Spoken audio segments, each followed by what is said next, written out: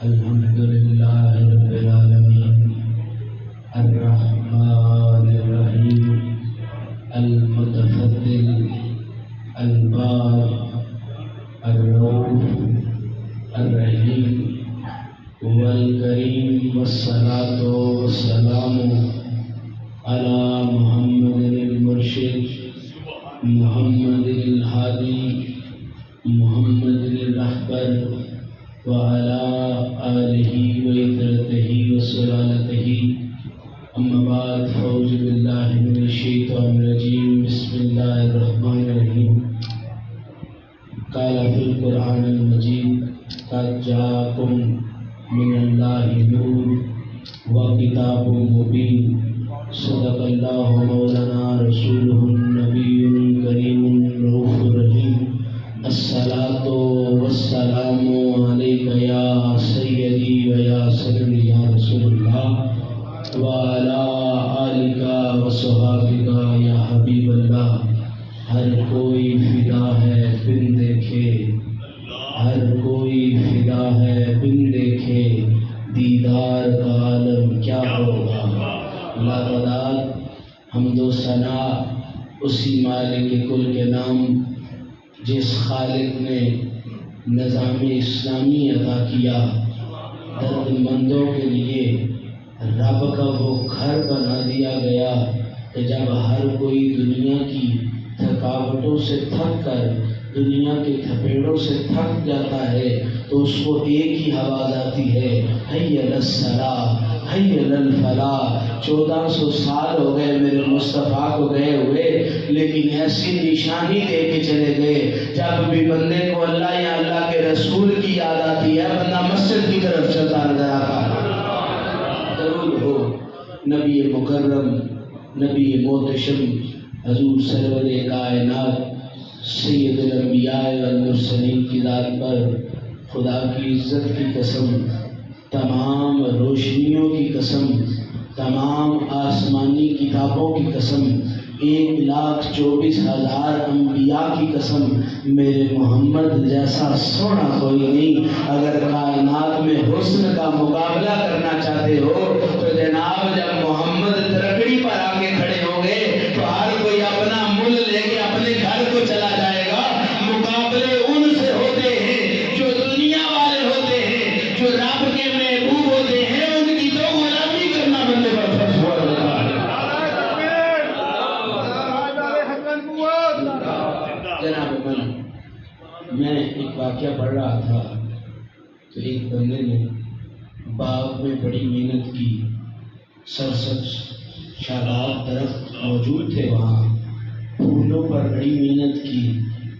جناب من فروٹ کے پھلوں کے درخت پر بڑی محنت کی، ہر وقت اس کے ہاتھ میں وہ آلہ موجود رہتا تھا، کھوٹی کرتا چلا جاتا تھا، کرتا چلا جاتا تھا، لیکن ایک دن اس کا گزر کسی اور باغ والے کے پاس سے ہوا، کہتا ہے محنت بھی کام کرتا ہے لیکن جو تیرے درخت پر لگے ہوئے پھل ہیں ان کی روشنی زیادہ ہے، جو تیرے باغ میں پھول ہیں ان کی خوشبوئیں زیادہ ہے، کھاد کون سی استعمال کرتا ہے؟ تو وہ بندہ کہتا ہے نا میں کھاد استعمال کرتا ہوں، اتنی گوڈی بھی نہیں کرتا جتنی کہ تو کرتا ہے۔ تو اس نے کہا بات کیا ہے، راز تو بتا۔ اس نے کہا راز سمجھنے کے لیے تجھے میری بات سننی ہوگی۔ قاضی سناؤ، میں بھی چاہتا ہوں میرے باغ میں بھی بہار آئے، میں بھی چاہتا ہوں میرا گلشن بھی کھلے، میں بھی چاہتا ہوں میرے گھر میں بھی رونق ہو۔ تو اس نے کہا کچھ عرصہ پہلے ایک معاملہ ہوا، ایک ایسی دھرتی تھی جو ریت کے ٹیلوں کا سرسما تھا، ہوا چلتی تھی، سبزہ جل جایا کرتا تھا، وہاں سبزے کی نشانی بھی نہیں تھی، سورج اپنی آب و تاب سے چمکنے کا قائل تھا، لوگ اپنے جسم کو دھوپ سے چھپائے پھرتے نظر آتے تھے۔ پھر کیا ہوا؟ کہا جی پھر یہ ہوا کہ ہر کوئی اپنی ذات سے مجبور تھا، دل کرتا تھا تو کسی کو مان لیتا تھا، دل کرتا تھا تو کسی کو نہیں مانتا تھا،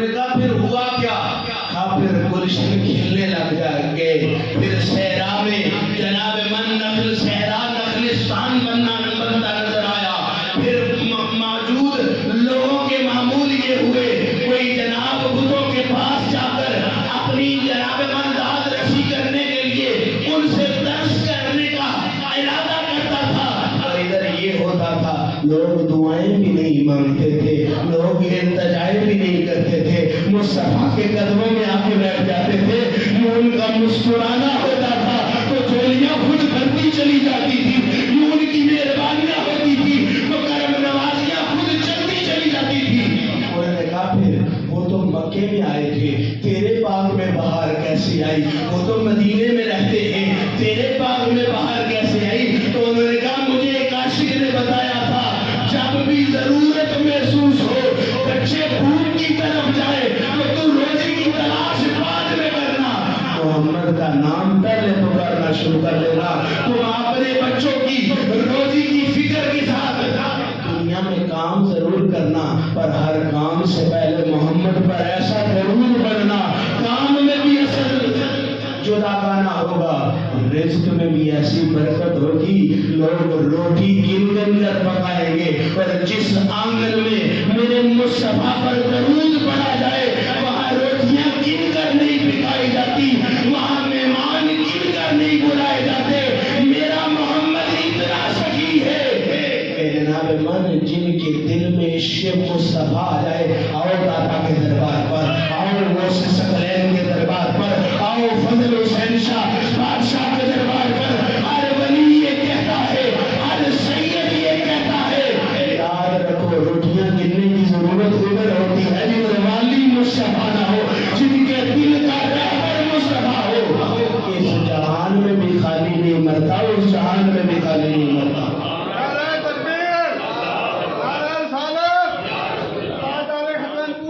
دنیا کے ایک ایسے بھی نبی ہوئے ہیں جو اپنا چہرہ چھپا کے رکھتے تھے، یعنی پردہ کر کے رکھتے تھے، تو جناب من کسی نے پوچھا تو صحیح بھائی یوسف آج کیا بات ہے، 7 سال ہو گئے قید پر، گندم اتنی ذخیرہ کی ہوئی ہے، اس مصر کے قائدوں نے بھی گندم بڑی کٹھی کی ہوئی تھی، ذخائر ان کے بھی زیادہ تھے کیونکہ ان کے ماننے والے زیادہ تھے۔ جناب یہاں روک کے عرض کروں گا، مصر کے قائدوں نے بڑا مال اکٹھا کیا کیونکہ ان کے ماننے والے زیادہ تھے، آج بھی یزیدوں کے ماننے والے زیادہ ہیں، لیکن حسینیوں کا گھبرانا نہ، تمہارے سر پر زہرا کا بابا کھڑا ہے، یاد رکھو مال اکٹھا کرتے گئے، اپنے شب روز کو اپنے ذخائر میں توجہ کرتے رہے، لیکن جب سال گزرا تو دروازے کھولے گئے، اندر چوہے بھی ملے، گندگیاں بھی ملی، لیکن 7 سال بعد جب یوسف نے اپنے ذخائر کھولے، خوشبو بھی ویسی تھی، تازگی بھی ویسی تھی، مہربانیاں بھی ویسی تھی، اور لوگوں کو گندم کا لالچ تھوڑا ہوتا تھا، یوسف کے نکاح ہٹانے کا لالچ جناب زیادہ ہوتا تھا۔ کسی نے کہا گندم گھر کیوں نہیں لے کے جاتے؟ انہوں نے کہا کل وہ دن ہے جس دن یوسف مصر کے اونچے مقام پر کھڑا ہوتا ہے، اور اونچے مقام پر کھڑا ہو کے اپنے رخ سے نقاب اٹھاتا ہے، اور جب رخ سے نقاب اٹھاتا ہے تو بندے کی 1 مہینے کے لیے بھوک اڑ جاتی ہے۔ تو میں آپ سے عرض کرنا چاہتا ہوں یوسف تجھے دیکھ کر مہینوں تک بھوک نہیں لگتی، تو بھی تو بتا جس کو دیکھنے سے کائنات کی بھوک اتر جائے، تو جناب من یوسف نے معراج والے دن مصطفیٰ کے قدموں پر ہاتھ رکھ کے کہا، جیسے زلیخا نے کہا تھا یوسف کیا یہ تم ہو، زلیخا کیا یہ تم ہو، تو زلیخا نے کہا نا یوسف زلیخا کبھی ہوا کرتی تھی، اب تو تو ہے، تو جناب من جب وہ معراج کا موقع آیا تو حضرت مصطفیٰ نے بھی یوسف سے پوچھا یوسف کیا یہ تم ہو، تو یوسف نے کہا یوسف کبھی ہوا کرتا تھا، اب تو سونیا تو ہے، ارے یوسف نبی ہو جس کو دیکھ کر جناب من مردان مصر کی بھوک ختم ہو جاتی ہے، میرا محمد وہ ہے جس کو دیکھ کر فرشتے بھی بڑھائے لیتے ہیں، جس کو دیکھ کر نعرہ تکبیر، نعرہ رسالت، عظمت و شان مصطفیٰ، نعرہ حیدری۔ علیہ صاحب میں نے جب واپس آیا تو مجھے ریشے کا بڑا مسئلہ تھا، تو میں بڑا اس بات پر بضد تھا کہ پتہ نہیں بولا جائے کہ نہ بولا جائے۔ میں ادھر سے آ تو گیا ہوں، یہاں سے آنے کا دل نہیں کرتا۔ میں جناب اپنے والد بزرگوار کے قدموں پر ہاتھ رکھ کے یہ کہنا چاہتا ہوں، جب سے میں نے خیمہ گاہ کربلا میں دیکھی ہے نا، جب بھی حسین کا نام پڑھتا ہوں تو دل میں وہ درد یاد آ جاتا ہے کہ جناب من جب میں خیمہ گاہ میں داخل ہوا نا تو سب سے پہلا خیمہ ویر عباس کا تھا۔ میں نے کہا اس کا خیمہ باہر کیوں ہے؟ تو انہوں نے کہا جب اہل بیت کی حفاظت کی باری آئی تو انہوں نے دوسروں کا نہ بھیجا، سب سے پہلا خیمہ لگا کے بتایا کہ پیچھے جو بیٹھے ہیں وہ سید ہیں، ان کے تقدس کا یہ عالم ہے، ان کے شان کا یہ عالم ہے۔ تو جب میں ادھر سے ادھر جاتا میں نے دیکھا کہ زینب پاک کا بھی خیمہ ہے، حسین پاک کا بھی خیمہ اس طرف ہے، ایک خیمہ ہے جو بڑا درمیان میں سے ہے۔ میں نے دیکھا اس خیمے پر لکھا ہوا تھا یہ خیمہ وہ ہے جس کے باپ کا نام حسن ہے۔ جناب من کسی سے میں نے وہاں پوچھا کہ ان کا خیمہ سب سے درمیان کیوں ہے؟ کہا ان کی صورت حسن سے ملتی تھی، حسن کی صورت مصطفیٰ سے ملتی تھی، اور اپنے بھائی کی نشانی حسین نے سب سے درمیان میں رکھی، اس وجہ سے رکھی کہ میرے بچوں کو تکلیف پہنچے تو پہنچے، قاسم کو تکلیف پہنچ گئی تو میں اس حسن کو کیا جواب دوں گا؟ حسن مجھ سے پوچھے گا ہوا کیا؟ ایک قاسم نہ سنبھالا گیا تم سے، یاد رکھے جو سنبھالنے والی چیز ہے وہ ذرا چھپا چھپا کے رکھی ہوتی ہے، جو نزاکت والی چیز ہے ذرا چھپا چھپا کے رکھی جاتی ہے۔ یاد رکھے رب نے محمد کو اتنا چھپایا، اتنا چھپایا، اتنا چھپایا، جناب ہر چھپنے والا یہ کہتا ہے میں نے ان کو دیکھا تو نہیں ہے لیکن دل بھی فدائے محمد ہے، جان بھی فدائے محمد ہے، اور جناب من حضرت آدم سے لے کے جناب عیسیٰ تک کسی نے محمد کا دیدار نہیں کیا، لیکن جنہوں نے دیدار کیا آسمان کہتا ہے میں صدقے جاؤں تم پر، چاند کہتا ہے میں صدقے جاؤں تم پر، ستارے کہتے ہیں میں صدقے جاؤں تم پر۔ کوئی پوچھے تو صحیح صدقے کیوں جا رہے ہو؟ تو ان کا کمال کیا ہے، ان کی سیرت کیا ہے، ان کی صورت کیا ہے؟ ہر صحابی رسول کی سب سے پہلی سیرت یہ ہے کہ وہ میرے مصطفیٰ کے قدموں میں بیٹھے نظر آتے ہیں۔ کیا یہ زیبائی کم ہے کہ آپ کو محمد کریم کا عشق مل جائے؟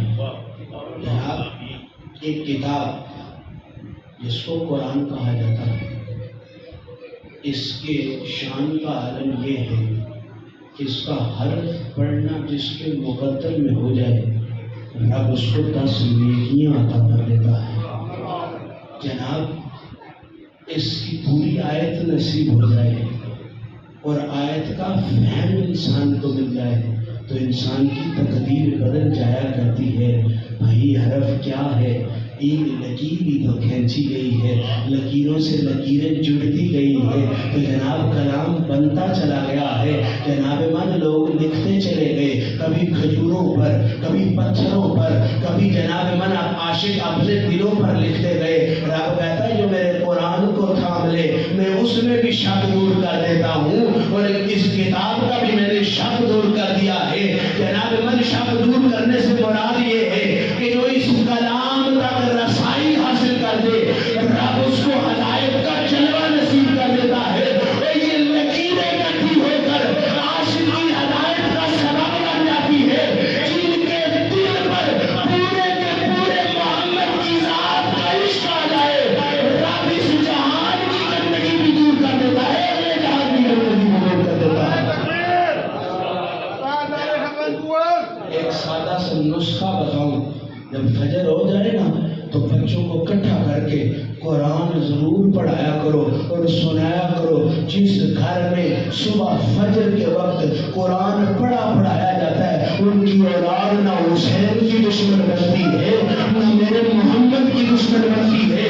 یاد رکھے جب بھی قرآن کا نام آئے گا قاری قرآن گنے جائیں گے اور جب بھی قاری قرآن کی فہرست جوڑی جائے گی اس قاری کا کیا کہنا.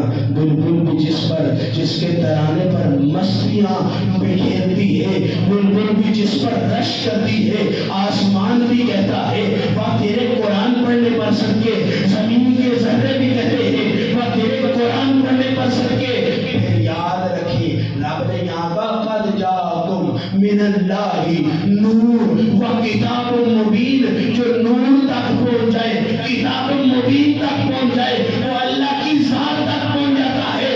اب کتاب جو ہے وہ نور میں حسین ابن علی کے سینے تک پہنچائی اور پھر کلام کا عالم یہ تھا کہ سر نیزے پر تھا جس میں جان بھی نہیں تھی، روح برقرار بھی نہیں تھی. جناب یہ تو ہر فتویٰ دینے والا فتویٰ دیتا ہے، ہر دوائی لکھنے والا لکھتا ہے، ہر طبیب کا ترانہ یہی ہے.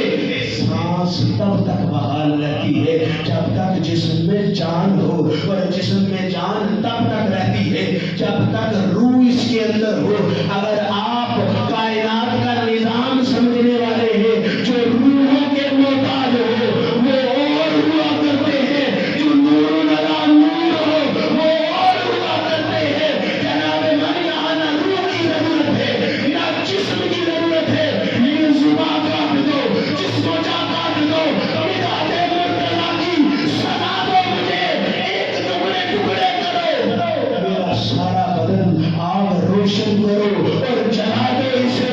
ایک دو دن نہیں، صبح محشر تک جدھر جدھر یہ آواز آئے گی یا علی یا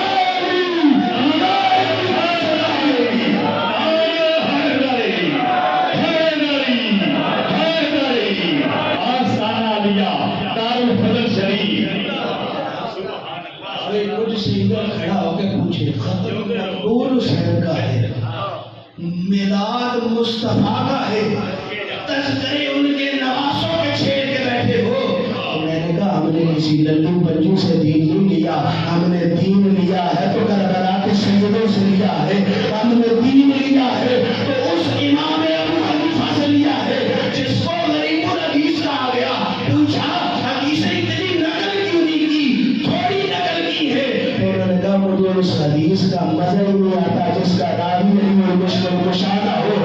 ابو حنیفہ حدیث روایت کرتا ہے تو وہ روایت کرتا ہے جس کا راوی میرا مولا علی مشکل کشا ہو.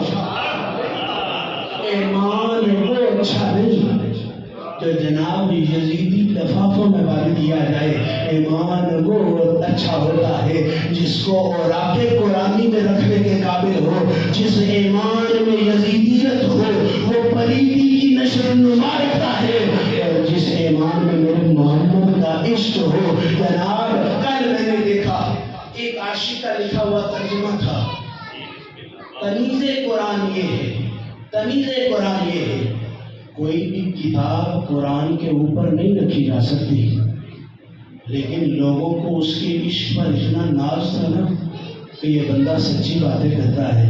کچھ قرآن کے نسخے نیچے پڑے ہوئے تھے، کچھ ترجمے اوپر پڑے ہوئے تھے. میرے دل میں کوفت تو ہوئی میں اس کو سمجھاؤں تجھے، کیونکہ میں اس استاد کا شاگرد ہوں. ہمیں دستور المبتدی پڑھائی جاتی ہے. جب درس میں ہم پڑھتے ہیں دستور المبتدی کوئی جناب فقہ کی کتاب نہیں ہے، کوئی عقائد کی کتاب نہیں ہے، کوئی جناب من دوسری کسی مسئلے کی کتاب نہیں ہے. دستور المبتدی اس کتاب کو کہا جاتا ہے کہ جس میں ایک عاشق نے درس نظامی پڑھنے کے آداب لکھے ہوئے ہیں کہ رب کا دین پڑھے تو اس آداب سے پڑھے. تو جب میرے استاد محترم نے دستور المبتدی چھت پر پڑھی پائی اور بارش کے قطرے تاکہ رحمت الہی ہے اس پر پڑے ہوئے تو میرے استاد اس کتاب کو بھی دیکھتے ہیں اور روتے ہیں، کہتے ہیں بچوں جس کی وجہ سے قدر کتابوں کی ہوتی ہے تم نے اس کتاب کو ضائع کیا اور تم نے اس کی قدر نہیں کی، تو میں رو کے اس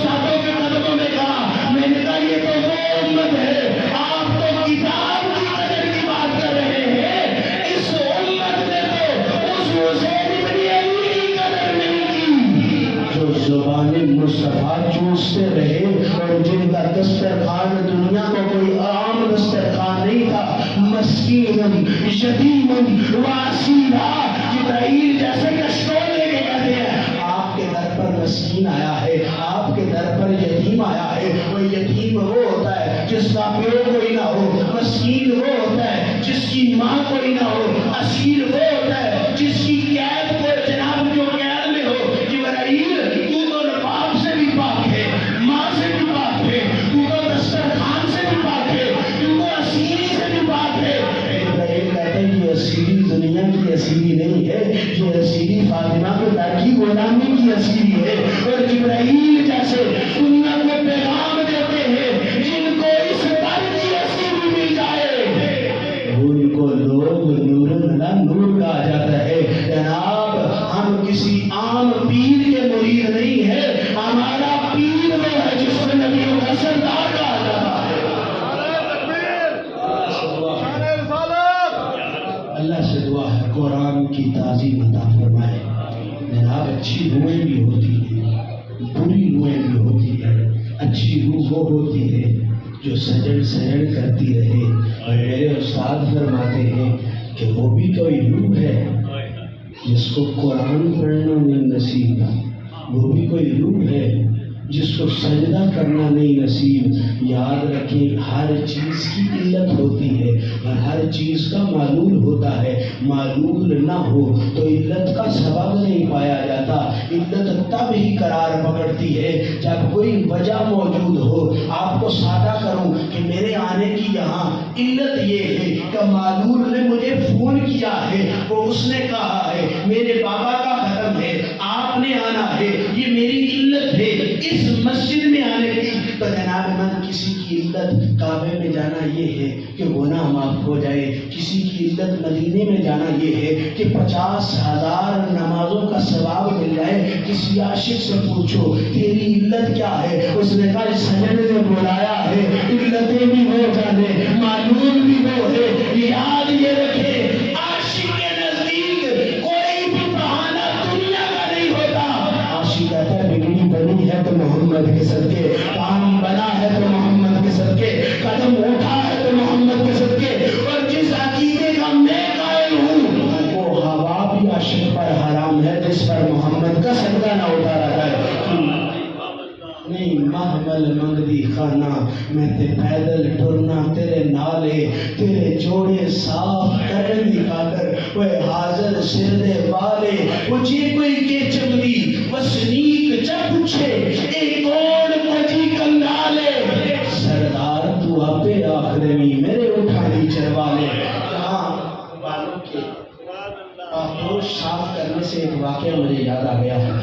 جب میں تہران کی دھرتی پر پہنچا نا تو ہمارے ساتھ جو سید تھے انہوں نے کہا کہ یہ حسن پاک کے لاڑے کا دربار ہے، اور حسین پاک نے فرمایا جو میرے اس بھتیجے کے دربار پر سلام کر لے اور اس کو سلامی پیش کر لے، اس کی سلامی ایسے ہے جیسے حسین ابن علی کو سلام کر لیا۔ میں نے پوچھا تو صحیح اے حسن کے لاڑے پائی کہاں سے ہے؟ تو لوگ کہتے ہیں جب بھی حسین نالین اتارا کرتے تھے تو حسن کا لاڑا اپنی قمیض سے ان کے نالین صاف کر کے دنیا کو بتایا جاتا تھا۔